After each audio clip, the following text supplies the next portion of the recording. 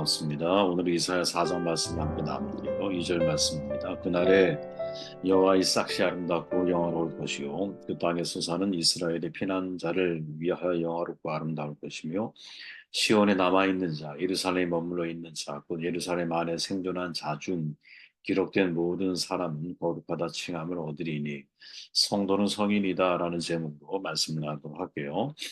지금 이스라엘의 정치 사회적 환경은 국내외에서 전쟁이 계속되고 있었고 왕권은 흔들리고 있었죠. 모든 백성이 깊은 체념과 절망에 익숙해진 무렵에 이사야 선지자가 예언을 하는 거죠. 출발을 그날 이렇게 외칩니다. 다시 말하면 그날 여호와의 새싹이 도달할 것이다라는 희망을 선포하고 있죠. 아동문학가 김용준 시인이 새 순이 돋는 자리라는 시를 썼잖아요.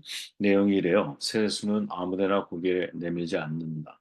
햇살이 데운 자리, 이슬이 닦은 자리, 세상에서 가장 맑고 따뜻한 자리만 골라 하나의 진주로 도달한다.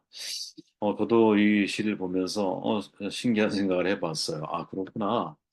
아무데나 자리를 트는 줄 알았더니 자신이 그게 아니라는 거죠. 가장 맑고 가장 따뜻한 자리를 골라서 고개를 내미는 거예요. 그죠? 본문 2절에 그날로 시작하고 있는데 여기서 그날은 메시아가 찾아오는 그날의 그 주인공을 가리키는 이사야 선지자의 독특한 상징적인 표현이거든요. 그분은 여호와의 싹시다. 이 싹시라고 하는 단어가 히브리어 말로 제마크인데 달리 번역해 보면 순 가지 이런 뜻을 가지고 있어요. 아까 그 시인이 말했던 것처럼 왜 선지자는 장차 오신 메시아를 새로운 싹, 새 순, 새 가지로 불렀을까? 새 싹은 새 생명 그리고 새로운 희망을 상징하기 때문인 것이죠. 그렇게 지금 체념과 절망 가운데 있는 사람들을 향해서 야, 새 싹을 봐라.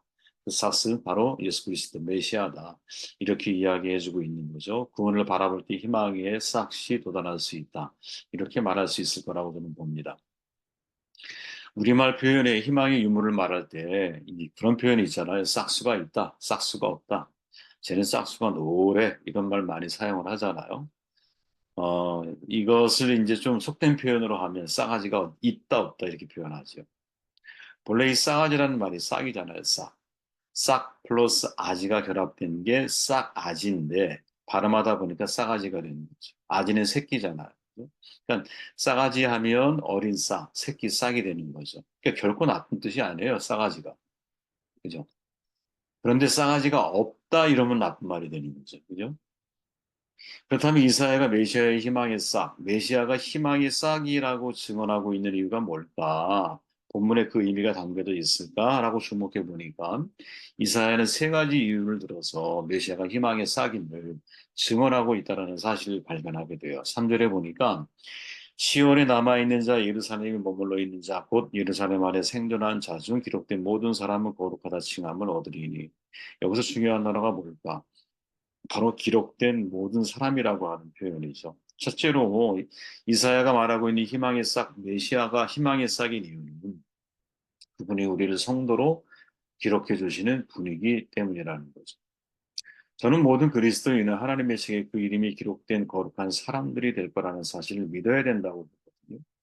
이 믿음이 사실은 내가 하나님을 정말 경험한 사람에게서 나올 수 있는 사실 그런 고백이죠. 다니엘 12장 1절에 보면 그때 내 백성 중에 기록된 모든 자가 구원을 받을 것이라. 하나님의 책에 기록된 모든 사람의 구원은 이루어진다라고 선언하고 있죠. 예수께서 제자들을 둘씩 짝지어 내보내시잖아.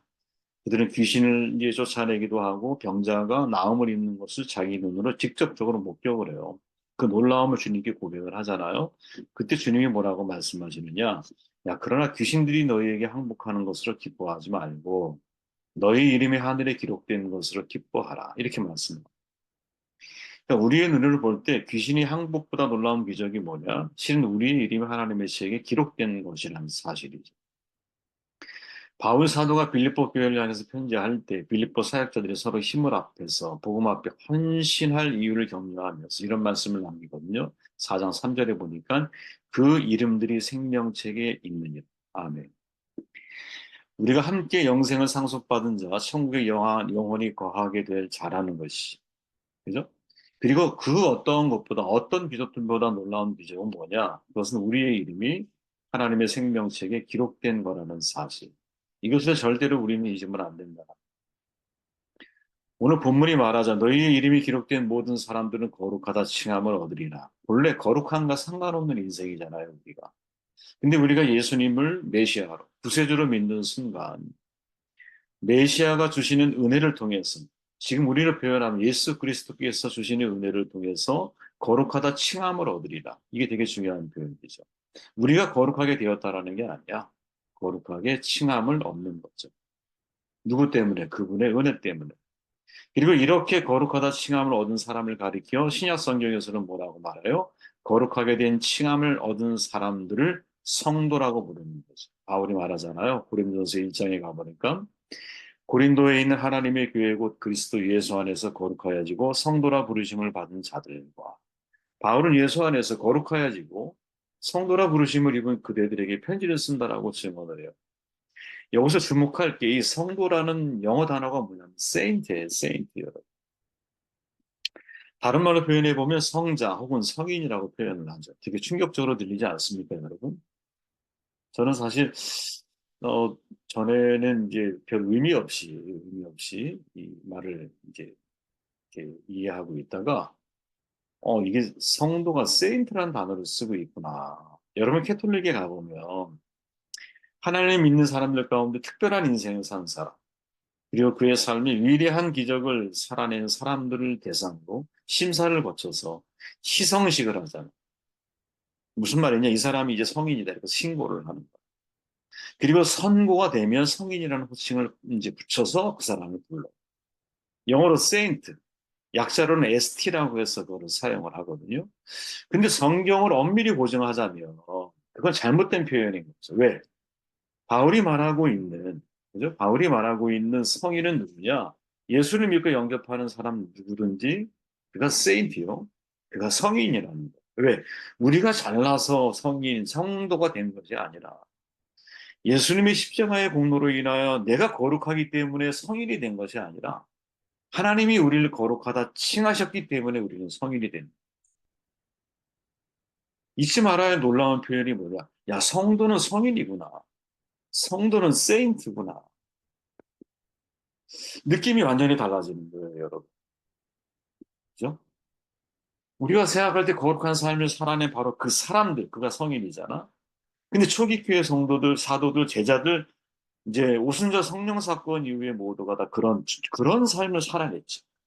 그래서 그들은 성도라고 하는 이름 자체가 굉장히 거룩함과 동시에 영광스러운 자리입니다. 순교가 영광스러운 자리였던 거지. 이 땅을 살면서 세상의 길을 걷지 않고 마치 출애굽하고 나면 광야길 가나안 길이 있는데 광야 길을 빨리 지나서 가나안의 길의 삶을 살아내야 할 텐데 그죠? 흑익교의 사람들은 그런 삶을 살아냅니다. 아무튼 야 성도는 성인이구나. 이 의식을 가지고 우리가 인생을 살아가는 사람이 되어야 하지 않을까? 두 번째로 4절에 보니까 이렇게 말하죠. 이는 주께서 심판하시는 영과 소멸하는 영으로 시온의 딸들의 더러움을 씻기시며 예루살렘의 피를 그 중에서 청결하게 하실 때가 됨이라. 그러니까 메시아가 우리에게 희망이 될 수 있는 두 번째 이유는 뭐냐? 그가 우리를 청결케 하신다. 청결함의 은혜를 입기 때문에. 뒤집어 말하면 우리 모두가 불결한 죄인이라는 말이죠. 근데 누구로 인하여? 예수 그리스도? 이제 메시아죠, 메시아. 그 메시아로 인하여 시온의 딸들의 더러움이 씻겨질 것이고 예루살렘의 피가 청결하게 될 때가 있는.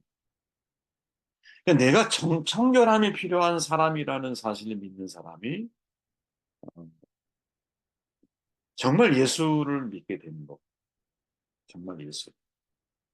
내가 죄인이고 죄의 사슬에 내가 붙들려 있는 존재라는 사실을 깨닫는 사람만이 그런 사람만이 예수님이 필요한 사람이다.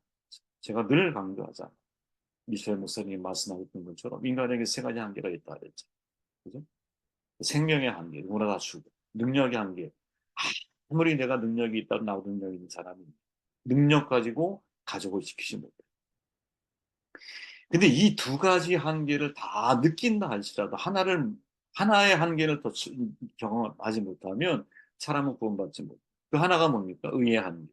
내가 아무리 위로하시려고 해도 나는 위로하실 수가 없는 죄인이고 내 안에 끊임없이 이런 죄성이 남아있군. 이걸 내가 깨달아야. 그래야 진짜 예수 그리스도의 십자가의 피가 나에게 의미가 있어지는 거죠. 1700년도에 영국의 변호사 시인이자 이제 정신병이죠. 조현병과 싸우고 있었던 윌리엄 카우퍼라는 분이 계셨어요. 윌리엄 카우퍼. 이분의 이야기가 참 사실 감동적인 이야기인데 수시로 환청을 듣는 거예요. 그리고 환시를 보는 거죠. 그죠? 자신을 향해 들려오는 소리가 뭐냐? 너는 더러운 존재. 너 저주받도록 태어난 존재야. 이런 이야기가 계속 들리고 보이는 거예요. 여러분 그런 경험 혹시 있으십니까? 아, 네. 이거 정말 고통스러운 경험이거든요. 다행스러운 게 뭐냐? 이분을 아끼던 분들이 있었는데 그 중에 한 분이 어메이징 그레이스를 지으신 존 뉴턴 목사님이셨어요. 그가 어느 날 로마서 3장 25절을 이제 그분의 이제 이 멘토로 통해서 이제 하나님의 말씀을 묵상하던 중에 로마서 3장 25절의 말씀이 카우프가 읽게 돼. 그 말씀을 묵상하게 돼. 내용이 뭐냐? 이 예수를 하나님이 그의 피로써 믿음으로 말미암는 화목제물로 세우셨으니 하나님이 길이 참으시는 중에 전에 지은 죄를 간구하심으로 자기의 의로우심을 나타내려 하십니다. 이 말씀이 가슴 속에 박힌 거예요. 그죠? 아, 하나님이 길이 참으시는 중에 나의 죄를 하나님께 깨끗게 하시고 나를 의롭게 하시는 그 하나님이 나를 거룩하게 만드시는 거고 그 하나님에 의해서 나는 구원받는 사람이 될 수 있는 거예요. 가슴을 막 진탕하게 되죠. 그리고 만든 찬양이 뭐냐? 찬송가 250장. 샘물과 같은 보혈은 이마누엘 피로다. 이 찬양 다 아시죠? 이 찬양 여기 하신 분들. 그 은혜를 우리가 경험을 해야 하는 거지. 내가 진짜 죄인이라는 사실, 내가 깊이 경험할 때 정결하게 하시는 우리의 죄를 정결케 하시는 메시아가 나에게 희망이 되는 거지. 이게 희망이 되는 거지. 마지막 5절에 보니까 여호와께서 거하시는 온 시온 산과 모든 지폐 위에 낮이면 구름과 연기, 밤이면 화염의 빛을 만드시고 그 모든 영광에 덮개를 두시며 또 초막이 있어서 낮에는 더위를 피하는 그늘을 지으며 또 풍우를 피하여 숨는 곳이 되리라. 쉽게 말하면 메시아께서 우리의 피난처가 되신다는 거죠. 이게 우리가 희망을 가져야 할 세 번째 이유라는 거야. 좀 전에 카우퍼 이분 얘기했잖아요. 이분의 얘기를 조금 더 나눠보면 이분이 조현병과 싸우면서 자기 생일을 거쳐서 4번의 자살을 시도했대요. 근데 번번에 실패한 거예요. 첫 번째 자살은 마차를 타고 마부에게 테임즈 강으로 가장됐대요. 왜? 투신하기로.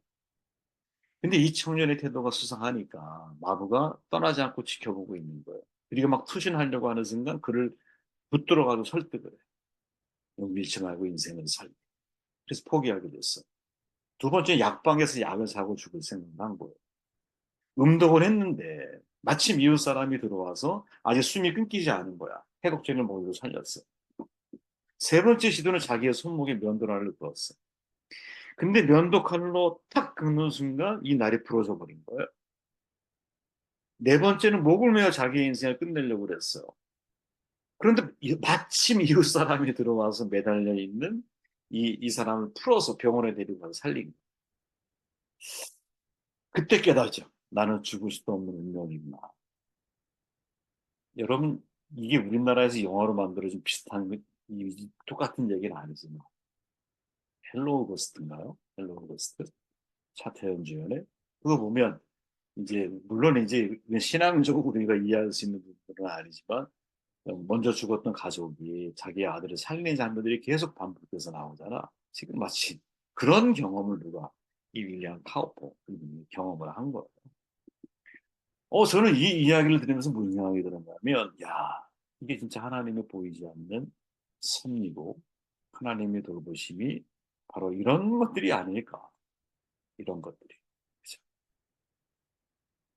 면도날로 내가 그으려고 하는데 면도칼이 부러져. 그죠? 목며 자살했어. 근데 이웃 사람이 발견해서 살아나. 그죠? 강에 떨어져 죽으려고 그래. 근데 누군가 나를 지켜보고 있다가 나를 구원. 그런데 그 배후에 우리는 사실은 누가 있다라는 사실을 믿는 거예요. 하나님의 손길이. 하나님의 역사가 있구나. 이 사실을 믿는 거죠.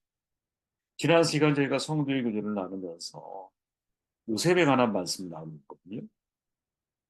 우리가 흔한 이제 습관적인 생각 가운데 하나가 뭐냐면 형제들이 요셉을 팔았다라고 생각을 하잖아. 근데 성경에 충실하게 번역을 해고 해석을 해보면 사실은 형들은 이 불에 던져놓고 형들이 없는 사이에 미리한 사람이 요셉을 팔아버렸거든요. 그런데 이게 요셉에게는 굉장히 충격적인 경험이었어. 왜? 형들이 가지고 있던 전략과 계획이 사실은 누군가에 의해서 미디안 사람들에 의해 내가 팔리게 되잖아. 형들에 의해 팔린 게 아니라. 그러므로 요셉의 입장에서 놓고 보면 이거는 형들의 계획이 아니라 형이 아닌 또 다른 누군가. 그게 하나님이라고 생각할 수 있는 거죠. 하나님의 계획과 섭리에 의해서 나를 하나님이 보디발의 집에 오게 하셨다라고 하는 믿음을 갖게 만든다. 그래서 창세기 45장에서 요셉이 고백하는 그 내용을 보면 나를 이곳에 보낸 분은 당신들이 아니다. 하나님이 나를 이곳에 보냈다. 이렇게 말할 수 있는 중요한 이유가 뭐냐면 바로 그 형들과의 구덩이 사건 때문에 사실은 그럴 수 있는 거거든요. 그러면 이것들이 우리에게 전해주는 중요한 교훈이 뭘까? 바로 그거죠. 하나님이 우리와 함께 하나님이 영원히 나의 피난처가 되신다. 민수기를 여러분 세마는 책이라는 원래 뜻을 가지고 72년에 보면 히브리 원전을 보면 광야의 책이라고 하는 미드바르 광야의 책이라고 하는 그 뜻을 가지고 있죠. 저는 여러분 출애굽기를 보면 창세기를 보면 하나님의 약속이 보이죠. 출애굽기 보면 인생의 길이 보여. 레위기 보면 참된 예배가 보여. 신명기를 보면 삶의 축복이 보여. 내가 어떤 길을 걸어가야 할지. 민수기를 보면 뭐가 보일까? 광야에서의 승리가 보입니다. 광야에서의 승리. 광야 길이 없죠. 가는 길이 길이야. 정착지가 없어. 멈춘 곳이 정착지야. 민수기를 한 단어를 표현해 보면 커뮤너라고 해서 친교자, 교감하는 거. 그러니까 내가 어떤 광야길을 걸어가든지 간에 하나님과 교감하면서 하나님의 돌보심과 인도하심을 경험하면서 그런 사람이 광야길 속에서도 하나님의 피난처에 살아갈 수 있는 사람이 아니겠나 하는 생각을 해보게 되었습니다.